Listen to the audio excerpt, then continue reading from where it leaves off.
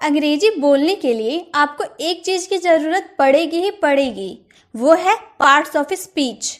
आप चाहे कोई सा भी वाक्य बना ले, कोई सा भी सेंटेंस बना ले, उसमें आपको पार्ट्स ऑफ स्पीच मिलेगी ही। अब आप लोग इंग्लिश बोलना तो चाहते हैं सक्सेसफुली, लेकिन ये तो पार्ट्स ऑफ स्पीच जो है ना, ये आपको बहुत ही कंफ्यूज करते हैं। क्यों ना मैं पार्ट्स ऑफ स्पीच की एक इजी ट्रिक बता दूं, ताकि जब भी आप कोई सेंटेंस बनाओ तो उसमें पार्ट्स ऑफ स्पीच की आपको काफी नॉलेज हो। वीडियो थोड़ी लंबी जरूर होगी, लेकिन इसमें आपको पार्ट्स ऑफ स्पीच की पूरी नॉलेज मिल ही जाएगी। तो चलिए सबसे पहले हम देखते हैं what is parts of speech. A part of speech is just the name given to a word based on the job that it does in a sentence is called parts of speech। अब देखिए, जैसे मैं एक example दूं, Rahul is a very bad boy। ये राहुल क्या है? ये is हम लोग यहाँ पर क्यों लगाए? ये a का मतलब क्या है? ये very क्या है? इसे हम क्या कहेंगे? ये bad क्या है? ये boy क्या है? ये सब हम अलग अलग वर्ड को एक साथ जोड़कर एक सेंटेंस बनाते हैं ना, तो ये इसको कहते क्या है? ये जब हम इसमें जोड़े हैं तो इसको कहते क्या है? वही आज मैं इस वीडियो में बताऊंगी। और वीडियो के लास्ट में मैं आपसे एक क्वेश्चन पूछूंगी। तो चलिए अब देखते हैं पार्ट्स ऑफ स्पीच के कितने टाइप्स होते हैं। हिंदी व्याकरण में पढ़े होंगे या फिर इंग्लिश ग्रामर में पढ़े होंगे कि पार्ट्स ऑफ स्पीच जो है ना, उसके 8 टाइप्स होते हैं। नाउन यानी कि संज्ञा, प्रोनाउन यानी कि सर्वनाम, एडजेक्टिव विशेषण, वर्ब क्रिया, एडवर्ब क्रिया विशेषण, प्रीपोजिशन संबंध सूचक अवयव, कंजंक्शन समुच्चय बोधक, इंटरजेक्शन विस्मयादि बोधक। तो चलिए अब एक एक करके इन सब के बारे में हम जानते हैं कि इसे कहते क्या है। सबसे पहले है noun. A noun is the name of a person, animal, place, thing, feeling और आइडिया। ये तो मैंने आपको नाउन की डिफिनेशन बता दी, परिभाषा। नाउन मीन्स होता है संज्ञा। अब आपने नाउन की डिफिनेशन बचपन से याद की है, फिर भी क्या नाउन समझ में आया? नहीं। सिर्फ डिफिनेशन से अगर नाउन समझ में आता तो अब तक तो हम इंग्लिश बोलना सीख गए होते। किसी भी चीज को समझने के लिए सिर्फ उसकी डिफिनेशन को पढ़ लेना ही काफी नहीं होता है, उसके बारे में भी नॉलेज होनी चाहिए कि नाउन आखिर होता क्या है। तो मैं एक जबरदस्त ट्रिक बताती हूँ, जो आप किसी भी सेंटेंस में अगर नाउन को देखेंगे ना तो बोलेंगे भाई ये तो नाउन है, आप तुरंत पहचान लेंगे कि वो नाउन है। तो सबसे पहले कोई भी चीज जो दिखाई देती है, कोई भी चीज जो महसूस होती है, कोई भी चीज जिनको आप छू सकते हैं, समझे? सी, फील, टच। सी जो भी चीज हमें दिखाई देती है, फील जो भी चीज हम महसूस करते हैं, टच जो भी चीज जिनको हम छू सकते हैं। तो नाउन हम लोग कैसे पहचानेंगे? सी, फील, टच। तो चलिए इसके कुछ एग्जाम्पल देखते हैं ताकि और भी अच्छे से समझ पाए। सी जो चीज हमें दिखाई देती है, chair, fan, table, pen, book, mobile, bat, laptop, बहुत सारी चीज, खिलौने, बर्तन वगैरह वगैरह, बहुत कुछ ऐसा होता है जो हमें दिखाई देता है। तो जो हमें दिखाई देता है वो होता है नाउन। क्लियर? जो हम देख सकते हैं वो हो गया नाउन। फील, एयर, हवा। हवा हम लोग फील करते हैं ना, महसूस करते हैं ना। आप बताइए, हैप्पीनेस को आप देख सकते हैं? नहीं, हैप्पीनेस को हम नहीं देख सकते, वो हम सिर्फ फील कर सकते हैं कि हाँ भाई आज मुझे चॉकलेट मिला है तो मैं बहुत खुश हूँ। सैडनेस, अंदर से बहुत बड़ा दुख है भाई, बहुत दुखी हूँ मैं, तो वो भी फील हुआ, किसी को दिख नहीं रहा, सैडनेस किसी को दिखता नहीं है। इलनेस, बीमारी है, सिर में दर्द है, बुखार है, दिखता नहीं है, फील होता है कि आज मेरे बदन में दर्द है तो सिर में दर्द है, वो सिर्फ आप फील कर सकते हैं। सॉफ्टनेस, किसी भी सामान को छूते हैं मुलायम लगता है क्या? हार्डनेस, किसी को छूकर लोहा को टच करेंगे तब ना पता चलेगा हाँ भाई वो बहुत हार्ड है। वीकनेस, कमजोरी, अंदर से खाना पीना नहीं खाया, बहुत ही कमजोरी महसूस हो रहा, अब दिखाई देगा आपको कि वो कमजोर है। ठीक है, तो ऐसी चीज जो आप महसूस करते हैं लेकिन वो देख नहीं सकते, वो भी होता है नाउन। टच, अब जो हम देख सकते हैं वो तो मैंने बताया कि वो नाउन है। टच, जो आप टच कर सकते हैं, आप तो touch chair, fan, table, pen, book, mobile, bed, बर्तन वगैरह वगैरह, आप सभी को तो टच करते हैं, तो क्या वो नाउन है? जी हाँ, बिल्कुल वो नाउन है। जिसे आप देख सकते हैं वो भी नाउन है, जिसे आप फील करते हैं वो भी नाउन है, जिसे आप छू सकते, टच कर सकते वो भी नाउन है। बस इतना अगर आपने समझ लिया तो आपकी नाउन में जो भी दिक्कत है क्लियर हो गई। क्लियर, नाउन क्लियर हो गया। बस इतना ही था नाउन। अब आपको नाउन कभी परेशान नहीं करेगा। अब है हमारा प्रोनाउन। प्रोनाउन मीन्स होता है सर्वनाम। अब pronoun is a word used instead of a noun. अब डेफिनेशन मैंने बताया, दिमाग में घुसा, ये तो हम लोगों ने याद किया है भाई। डेफिनेशन तो हम लोगों ने स्कूल में भी याद किया है, लेकिन समझ में आया? नहीं समझ में आया। अब मैं आसान भाषा में बता दूं, संज्ञा यानी कि नाउन के बदले में आने वाले शब्द को ही सर्वनाम कहते हैं। समझ में आया ना? बिल्कुल समझ में आया। नाउन के बदले में जो शब्द आता है ना, उसी को प्रोनाउन यानी कि सर्वनाम कहते हैं। जैसे मैंने कहा, राम एक विद्यार्थी है, राम इज अ स्टूडेंट। ये तो बहुत इजी है, राम एक विद्यार्थी है, राम इज अ स्टूडेंट। अगर मान लीजिए राम आपका दोस्त है, आपके बगल में वो खड़ा है और आपके सामने एक दूसरा व्यक्ति खड़ा है, आप दूसरे व्यक्ति को बोल रहे हैं कि राम एक विद्यार्थी है, ऐसे आप बोल सकते हैं। राम तो आपके बगल में खड़ा है, तो फिर आप राम का नाम क्यों ले रहे हैं? आप हमेशा यही बोलेंगे ना, यह एक विद्यार्थी है। या फिर मान लीजिए राम दूर से चल के आ रहा है, तो आप दूसरे व्यक्ति को दिखाते हुए बोल रहे हैं ना, वह एक विद्यार्थी है। राम एक विद्यार्थी नहीं, वह एक विद्यार्थी है। तो वह एक विद्यार्थी है, तो राम की जगह जो आया ना हम लोग का, राम को हटा के हम लोग ही लगाए, ही हम लोग का सर्वनाम हो गया। नाउन के बदले लगाए ना, नाउन अगर लड़का है, राम लड़का है इसीलिए ही लगाए। मान लीजिए लड़की रिया होती तो यहाँ सी लगाते। तो नाउन के बदले जो हम लोग आता है ना, जो शब्द आता है ना, वही हम लोग का सर्वनाम है। तो यहाँ राम के बदले हम लोग का क्या आया? ही। समझ में आया सर्वनाम? बहुत इजी है। क्लियर, सर्वनाम क्लियर हो गया। अब आगे देखते हैं। अब थर्ड है वर्ब। वर्ब क्या है भाई? सेंटेंस बनाने के लिए वर्ब का बहुत ही बड़ा हाथ होता है। वर्ब का मतलब होता है क्रिया, जो काम करते हैं ना वो वर्ब होता है। वर्ब तो बहुत याद किए होंगे, लेकिन जब आपका वर्ब आता है ना, तो पहले जो इंग्लिश में जो वर्ब आता है उसको हिंदी में अपने मन में ट्रांसलेट कीजिए। मान लीजिए मैंने आपको बोला प्ले, ठीक है? प्ले का मतलब क्या होता है? खेलना होता है ना, खेलना। ना लास्ट में आ गया ना, ना जो आएगा लास्ट में वही हम लोग का वर्ब हो गया। जैसे मैं आपको एग्जांपल दे दूं, ईट, ईट मतलब खाना, ना आया ना हम लोग का, यानी कि ये वर्ब है। रीड पढ़ना, गो जाना, कम आना, ड्रिंक पीना, गिव देना, जंप कूदना, लीव रहना, डू करना। सब में ना आया ना, यानी कि क्रिया के अंत में अगर ना आए तो वो हम लोग का वर्ब है। वर्ब की अच्छे से नॉलेज हो गई। जो रोज हम लोग बोलते हैं ना जो वर्ब, उसके बारे में अगर आपको जानना है तो डिस्क्रिप्शन में दिए हुए लिंक पर जरूर क्लिक करके मेरी वर्ब वाली वीडियो में चले जाए। अब वर्ब जो होता है ना गाइस, वो समझने के लिए नहीं, याद करने के लिए होता है। तो आप वर्ब को अच्छी तरह से याद करके रखें। वर्ब समझ में आ गया। अब आगे देखते हैं। अब है एडजेक्टिव। एडजेक्टिव मतलब विशेषण। एडजेक्टिव मतलब विशेषण, जो किसी नाउन या प्रोनाउन की विशेषता को बताता है। एडजेक्टिव वह होता है जो किसी नाउन या प्रोनाउन की विशेषता बताता है। नाउन पढ़ा, प्रोनाउन पढ़ा, यहाँ तो दोनों का यूज हो रहा है। जो किसी नाउन या प्रोनाउन की विशेषता को बताता है। ऐसे नहीं समझ में आया तो और अच्छे से मैं आपको अच्छी ट्रिक बता देती हूँ। जैसे गुड मतलब अच्छा, बैड मतलब बुरा, न्यूट्रल मतलब सामान्य उदासीन। अब जब आप किसी की विशेषता को बताते हो ना, तो उसकी अच्छाई को देखकर आप कोई विशेषता को बताओगे, या फिर उसकी बुराई को देखकर, या फिर उसकी विशेषता को बताओगे, या फिर दोनों में से कुछ नहीं। आप ना उसकी अच्छाई करोगे ना बुराई करोगे, लेकिन कुछ ना कुछ उसको जरूर बोलोगे। गुड अच्छा, इसका मैं कुछ एग्जाम्पल देती हूँ। ब्रेव, वह कितना बहादुर है, उसकी तारीफ अच्छाई करते हुए बोलते हैं ना, वह कितना बहादुर है। इंटेलिजेंट, बहुत बुद्धिमान है वो। हैंडसम, बहुत अच्छा दिखता है या बहुत अच्छी दिखती है। ब्यूटीफुल, बहुत ही खूबसूरत है वो।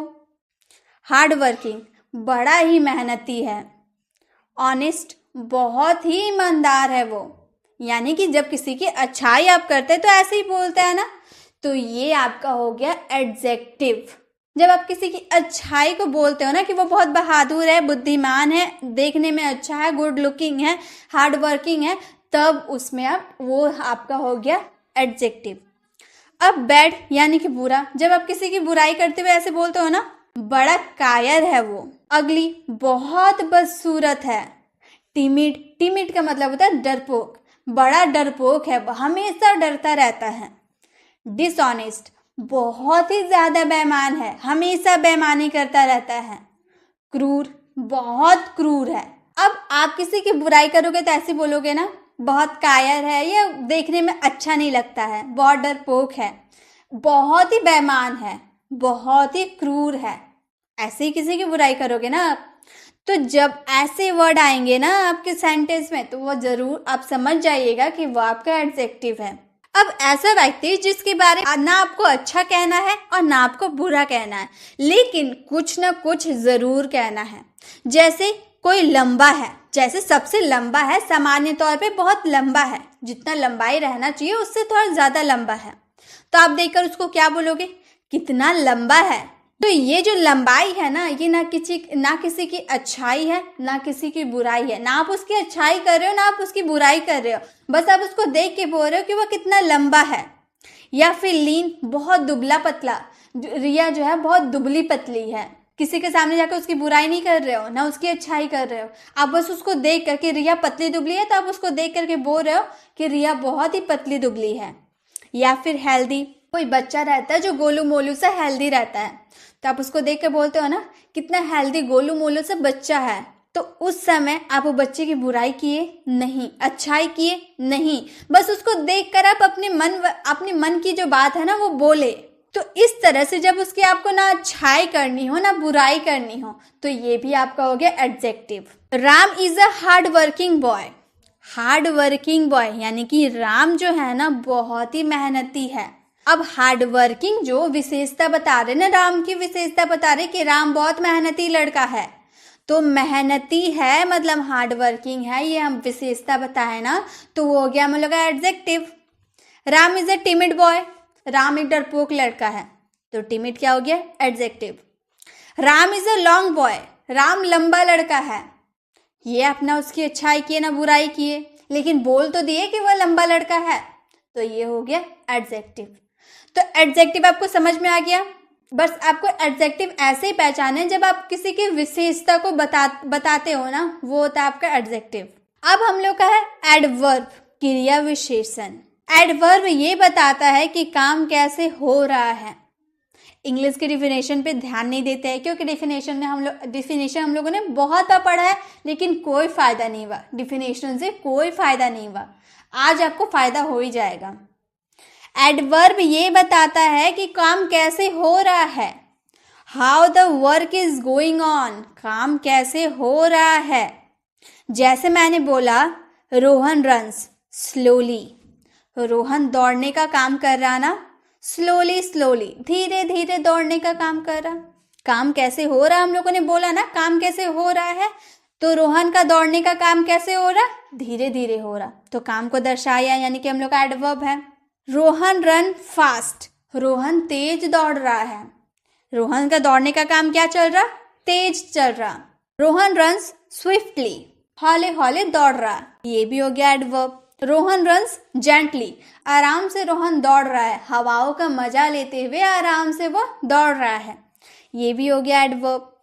रोहन रन्स हरिडली, रोहन बहुत हड़बड़ाहट में दौड़ रहा है, ये भी तो एडवर्ब हो गया। रोहन रन्स रैपिडली, रोहन जो है तेजी से दौड़ रहा है। तो जब काम कैसे हो रहा है, कभी धीरे धीरे दौड़ने का काम कर रहा है रोहन, तो कभी तेज, कभी हौले हौले, कभी आराम से, कभी हड़बड़ाहट में, कभी पूरे तेज से दौड़ रहा है। तो एडवर्ब क्या बता रहा कि जो सब्जेक्ट है आपका वो काम कैसे कर रहा है, एडवर्ब हो गया। और एक इजी ट्रिक बता दूं, ज्यादातर नहीं होते लेकिन मैक्सिमम कुछ कुछ में होता है। आप एडवर्ब ऐसे भी पहचान सकते हैं, जो भी आपका एडवर्ब रहेगा ना उसके लास्ट में एलवाई रहेगा। ज्यादातर में नहीं होता है लेकिन अधिकतर में होता है। मान लीजिए 60% में ly रहा तो 40% में नहीं होता है। तो अगर नहीं होता है तो मैंने क्या बोला कि काम कैसे हो रहा है वैसे पहचान लीजिएगा। नहीं, अगर ly आपका है तो आप तो झट से पहचान लोगे कि भाई इसमें ly है तो ये एडवर्ब ही होगा। क्लियर, एडवर्ब भी क्लियर, बस ऐसे ही आपका एडवर्ब को पहचानना है। अब आगे देखते हैं। अब है प्रीपोजिशन, संबंध सूचक अवयव। इतना बड़ा नाम है, संबंध सूचक अवयव, इससे अच्छा तो इंग्लिश में है preposition. Preposition is a word placed before a noun or a pronoun to show its relation to some other words in a sentence. बहुत बड़ा डिफिनेशन है, याद हुआ। अधिकतर स्टूडेंट आधा पार्ट्स ऑफ स्पीच के कुछ डिफिनेशन पढ़ते पढ़ते आगे आते आते छोड़ देते हैं कि भाई पार्ट्स ऑफ स्पीच हमारे बस की बात है ही नहीं तो क्यों इसे रटे। लेकिन आज आपको रटना नहीं है, आपको बस समझना है। कोई डिफिनेशन नहीं, कुछ भी नहीं आपको याद करना है, बस आप समझिए। प्रीपोजिशन मूलत वस्तु की पोजीशन, स्थान या अवस्था को बतलाता है। क्या समझे? प्रीपोजिशन कोई वस्तु कहाँ पे रखी हुई है उसकी पोजीशन यानी कि स्थान या अवस्था को बताता है। जैसे मैंने कह लिया the books is on the table, the books is on the table मतलब जो किताब है टेबल के ऊपर रखी हुई है। तो यहाँ पर जो किताब है टेबल के ऊपर रखी हुई है। ये जो ऑन है ना, ये किताब की पोजीशन को बता रहा है कि ये किताब टेबल के ऊपर रखी हुई है। ऑन नहीं रहता तो हम लोग को कैसे पता चलता कि किताब जो है टेबल के ऊपर है? नहीं पता चलता ना। तो प्रीपोजिशन का यही काम है, अवस्था को बताना। जैसे अगर मैंने कहा the books is under the table, तो किताब की पोजीशन कहाँ है? अंडर, टेबल के नीचे। मैंने कहा किताब टेबल के नीचे रखी हुई है, the books is under the table. Clear? अगर मैंने कहा the books is behind the table, book है टेबल के पीछे रखी हुई है, तो बिहाइंड क्या आपको बता रहा कि टेबल के पीछे बुक रखी हुई है। मैंने कहा the book is in front of the table, जो किताब है टेबल के सामने रखी हुई है, तो इन फ्रंट ऑफ क्या बताया कि जो किताब की अवस्था कहाँ है? टेबल के सामने। तो प्रीपोजिशन का यही काम होता है, स्थान को बताना कि कोई वस्तु कहाँ पे रखी हुई है, उसकी पोजीशन को बताना ही प्रीपोजिशन का काम है। क्लियर? प्रीपोजिशन का क्या काम है आपको समझ में आ गया। गाइस, अगर आप प्रीपोजिशन और भी अच्छे से जानना चाहते हैं ना, एक एक प्रीपोजिशन को अच्छी तरह से क्लियर करना चाहते हैं ना, मैं प्रीपोजिशन की एक वीडियो अपलोड कर चुकी हूँ। आप मेरे चैनल पे जाइए, प्रीपोजिशन के बारे में जितनी भी नॉलेज आपको चाहिए ना, सब वो वीडियो में मिल जाएगी। अगर आप चैनल पे नहीं जा रहे हैं, डिस्क्रिप्शन में आपको लिंक मिल जाएगी, आप उस पर क्लिक करके डायरेक्ट प्रीपोजिशन के वीडियो में जा सकते हैं। क्लियर? तो प्रीपोजिशन कुछ यहाँ देख लेते हैं। तो प्रीपोजिशन का क्या काम मैंने बताया, किसी की पोजीशन, वस्तु की पोजीशन को बताना। प्रीपोजिशन होता है in, at, upon, under, up, down, across, behind, in front of, etc और भी बहुत सारे होते हैं। क्लियर? प्रीपोजिशन समझ में आ गया। अब आगे देखते हैं। अब है कंजंक्शन। कंजंक्शन जो है ना, इसका हिंदी मीनिंग होता है समुच्चय बोधक। लेकिन मैं आपको पहले ये बता दूं, कंजंक्शन को है ना अब तोड़िए। इसको तोड़कर क्या निकला? जंक्शन। जंक्शन तो आप लोगों ने काफी बार सुना होगा। जी हाँ, काफी बार आप लोगों ने सुना होगा। कई बार आप लोगों ने रेलवे स्टेशन में देखा होगा, जो स्टेशन होता है उसका नाम लिखा रहता है और उसके नीचे जंक्शन लिखा रहता है। देखा होगा ना, जरूर देखा होगा आप लोगों ने। आप लोगों ने कभी ये सोचा है जंक्शन क्यों लिखा रहता है? नहीं सोचा है ना। अगर कभी आप लोगों ने सोचा भी होगा तो अपने पेरेंट्स से पूछा होगा कि भाई यहाँ जंक्शन क्यों लिखा हुआ है। आपको जवाब क्या मिला? जवाब नहीं मिला होगा। आज मैं आपको जवाब देती हूँ। तो गाइस, जंक्शन जो है ना, दो स्टेशन को आपस में जोड़ता है। एक छोर से मान लीजिए आप एक स्टेशन पे है, दूसरे स्टेशन पे आप जाइएगा तो जो बीच में रास्ता जाता है ना, वो रास्ता को तो जोड़े हुए रहता है एक स्टेशन से दूसरे स्टेशन तक, तो उसी को जोड़ना ही जंक्शन कहलाता है। जंक्शन समझ में आ गया। अब जब भी आप ट्रेन में सफर करिएगा ना, कहीं जंक्शन लिखा हुआ रहेगा, आपको तुरंत मेरी बात याद आ जाएगी कि जंक्शन भाई होता क्या है। अब चलिए, जंक्शन की बात हो गई, अब बात करते कंजंक्शन की। कंजंक्शन दो शब्दों या वाक्यों को जोड़ने वाला शब्द होता है। स्टेशन को जोड़ लिया, अब शब्द को जोड़ते हैं, इंग्लिश को जोड़ते हैं, इंग्लिश के सेंटेंसेस को जोड़ते हैं। जैसे आपको यहाँ सेंटेंस दिख रहा होगा, Ram and Rohan are playing. Ram और रोहन बेस्ट फ्रेंड है, वो क्या कर रहे हैं? खेलने का काम कर रहे हैं। ये यहाँ पर दो सेंटेंस है। मान लीजिए हम बोल रहे रवि इज प्लेइंग, रवि खेल रहा है। रोहन इज प्लेइंग, रोहन खेल रहा है। ये दो सेंटेंस है ना, रवि खेल रहा, रोहन खेल रहा। अब दोनों तो खेलने का काम कर रहा, तो हम क्या कर रहे, दोनों सेंटेंस को छोटा करने के लिए आपस में जोड़ दे रहे। Ravi and Rohan are playing, Ravi और रोहन खेल रहे हैं। दोनों तो सेम चीज हो गया। जो हम लोग अलग अलग बोले उसे आपस में जोड़ दिए। क्या चीज से जोड़े, रवि और रोहन, और लगाए ना, तो और मतलब रवि एंड रोहन, और का मतलब होता है एंड। तो ये जो एंड लगाया ना, यही कंजंक्शन है। Clear? Ravi and Rohan are playing, तो रवि और रोहन को आपस में कौन जोड़ रहा है, एंड जोड़ रहा है। तो कंजंक्शन का काम है दो शब्द या वाक्यों को आपस में जोड़ना। तो कंजंक्शन क्या क्या होता है, and or but actually later both if now yet show while as even etc वगैरह वगैरह। अब आगे देखते हैं। अब है हम लोग का लास्ट इंटरजेक्शन। अब आप इसमें से ना ये टर को हटा दीजिए, तो क्या हुआ, इंजेक्शन। इंजेक्शन आप लोगों ने तो लिया होगा ना, बहुत बार लिया होगा। अब बताइए, इंजेक्शन जब आपको लगती है ना, तो क्या आपको मजा आता है? जी बिल्कुल नहीं, बिल्कुल मजा नहीं आता है। आपको एक अजीब सी फीलिंग आती है ना, झंझनाहट की या फिर दर्द की, आपको अजीब सी फीलिंग आती है ना, तो वही काम होता है इंटरजेक्शन में भी। विस्मयादि बोधक, देखिए ये अचानक आई फीलिंग यानी कि भावना, उत्साह यानी कि एक्साइटमेंट को दर्शाता है। इंटरजेक्शन क्या करता है, जो अचानक जो फीलिंग यानी कि भावना जो आती है ना, या फिर एक्साइटमेंट उत्साह आती है ना, उसको दर्शाता है। जैसे वाओ व्हाट अ कार।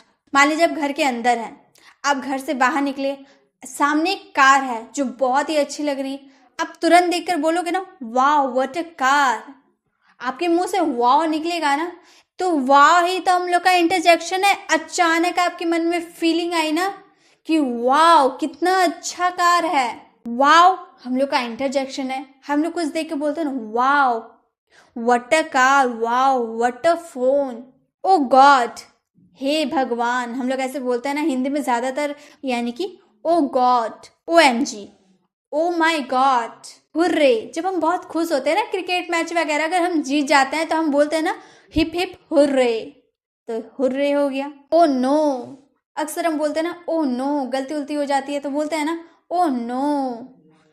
उप्स, लिख रहे आप और कुछ मिस्टेक हो जाते हैं ना, आपके मुंह से निकलता है ना उप्स, ये भी इंटरजेक्शन है। चीयर्स, आप जब खुश होता है ना, चीयर्स। ब्रावो, किसी को शाबाशी देते हुए हम बोलते हैं ना ब्रावो। और भी बहुत सारे इंटरजेक्शन होते हैं, और भी हम आगे वीडियो में सीखेंगे।